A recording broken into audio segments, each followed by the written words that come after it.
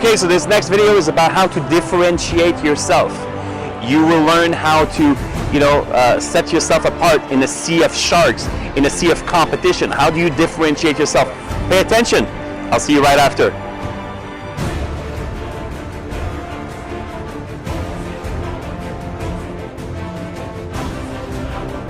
A very large number of people starting businesses starting in 1995.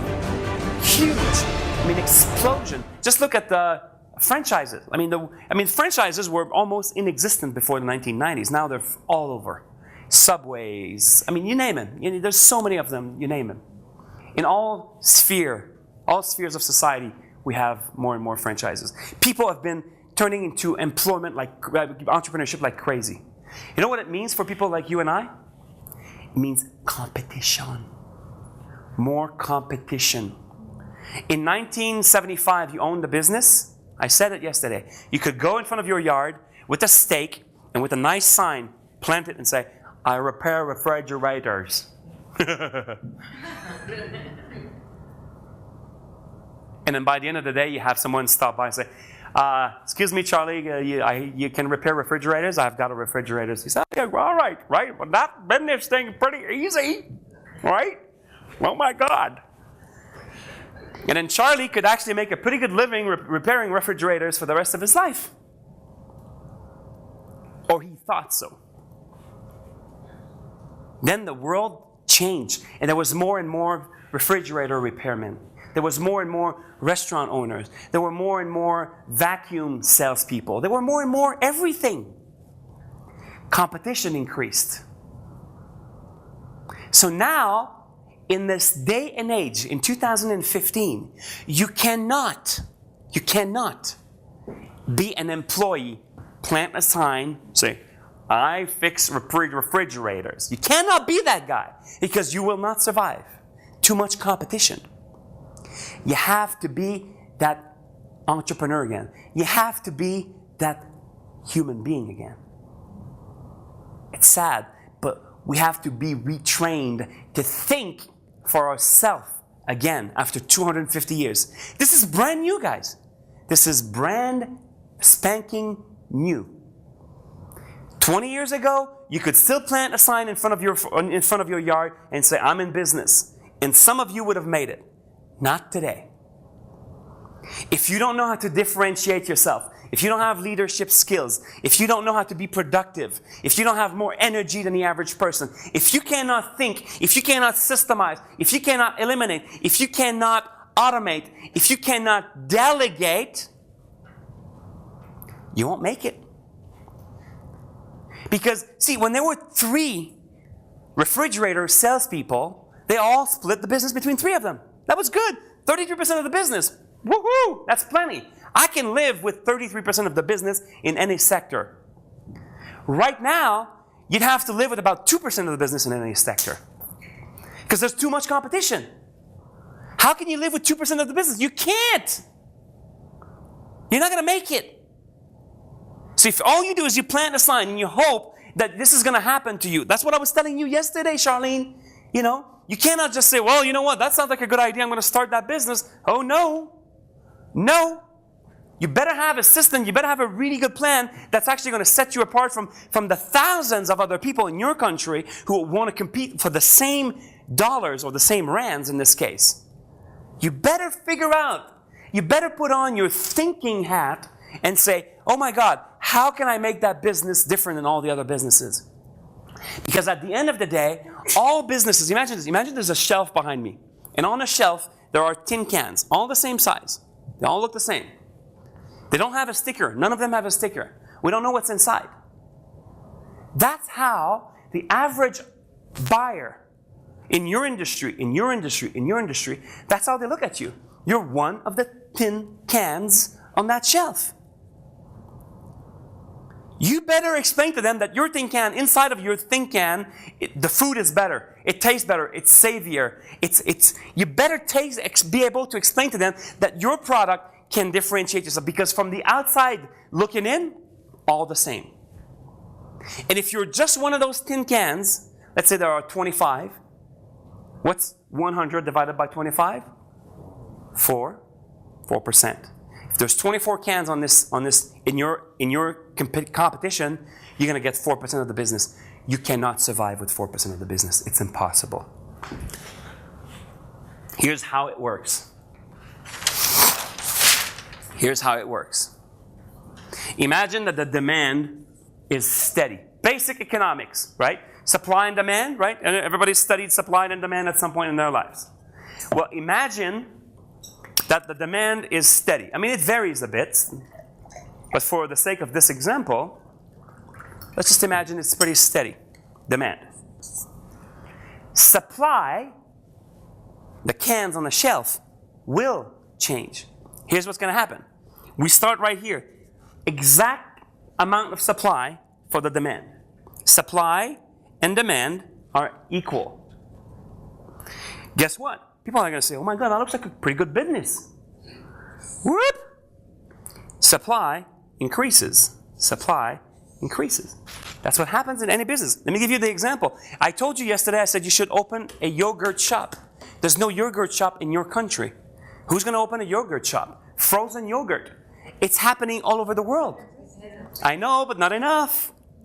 Not enough. We're still barely meeting the demand. The demand, in fact, is actually still growing. And the supply is not growing fast enough. It's a good business right now. In America, we're almost saturated. In America, we reached that point now because we started about 6 or 7 years ago. So now everybody loves in 6 years ago, I probably had 1 frozen yogurt a year. Now I probably have 50 frozen yogurts a year. And I'm an average American. My consumption of frozen yogurt probably went up by 25 times. That's the average American. The demand is increased. So what do you think happened to the supply? The supply has increased also. But right now, the demand is here, the supply is here. There's too much supply for the demand. So here's what's going to happen. That's how it works in the economy, ladies and gentlemen. Okay? That's how it works. That's why if you go to Main Street right now, go to Main Street, any town, Johannesburg, Durban, Cape Town, go to Main Street. You will see there's a commerce right there. There's a shop. Go there 2 years from now, new shop. Go there 6 years from now, new shop, new shop, new shop. Because they don't know what they're doing. They have no idea what they're doing. Which is a really good news for us. Please remember this. Write it down. This is very important, okay? Your competition is Mr. and Mrs. Doofus. We're competing with the doofuses. They have no idea what they're doing. No idea. No clue. I'm not going to ask you, but if I ask you to raise your hand, who was one of those doofuses yesterday? Some of you would be, oh my God, I was one of them. Right? But you're in this room. By the time we're done, you're not going to be one of those doofuses anymore, I guarantee. But some of you were. Let me give you an example, right? This is the doofuses. They hired me one time. They hire me all the time, the doofuses, right? They love me.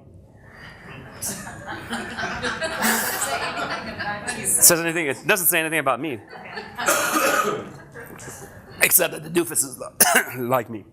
So, small town near my hometown. I live in San Francisco, Silicon Valley.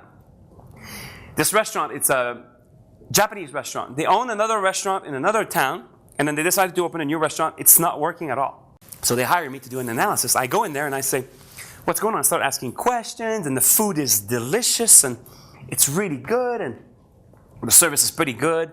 The cleanliness, it's all working pretty good. I'm like, I don't get it. I don't understand why. I mean, they're on the main street in that small town. It should be working pretty good. So during that analysis process, I don't know. I cannot put my finger on the true reason why this restaurant is not making it. So, maybe, half day, I sit down with the owners and I say, I don't get it. I'm not exactly sure yet why it's not working. I'm still analyzing. I said, do you guys have any idea? I said, we know why. We know why. I said, why? Well, right across the street, there is the best sushi restaurant in the Bay Area. 9 million people. I live in an area where there's 9 million people, the Bay Area. Supposedly, that's at least one of the top 3 or 4 sushi restaurants. Right across the street from them. I said, oh, well, I get it. I mean, this restaurant is an establishment. It's been there for decades, and it's one of the best sushi restaurants. These people open a sushi restaurant right here. I said, oh, now I get it. I understand why. I said, but why would you do that? I mean, why would you open a sushi restaurant right here? He said, well, we didn't know.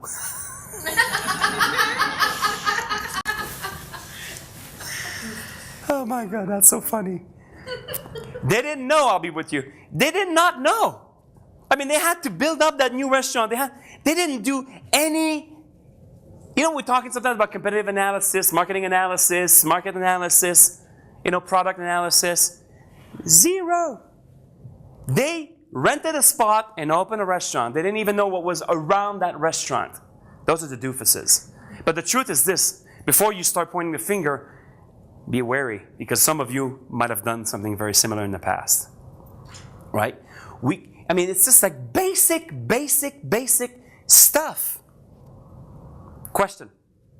I don't see it as a bad thing opening across the second best or third best in your area. Mm-hmm. Okay. You can feed from it. Yeah, absolutely.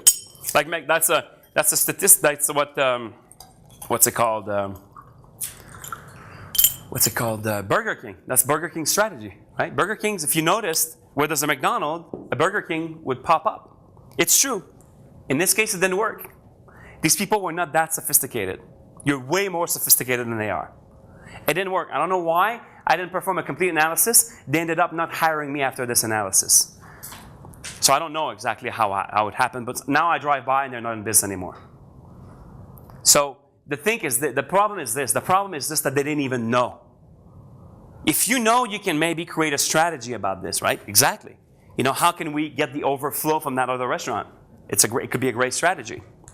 Now we can put in place some mechanism. We can put in place some different menu items. We can put in place some marketing tactics to attract people from across the street. They didn't even know. That's my problem. So on that competitive line, they have no chance of making it. And it's the same thing for most people, because supply is going to keep on fluctuating. You know who's going to be in business here all the time? You know which one? This one, maybe this one, maybe this one is going to stay in business depending on the curve. You know which one is going to succeed? The person who owns the building. That's a good one, actually. Honestly, true. Absolutely true. Absolutely true. The person who owns the building is going to stay in business, which is absolutely true. Great comment. But the businesses that are going to survive are the businesses that have been able to differentiate themselves. If you cannot differentiate yourself, if you don't have a system for differentiating yourself, you will not be a business. Because that 4% is not enough. You need to gain the lion's share. If you have the lion's share, you will remain in business. But the majority of those people competing against you will not stay in business.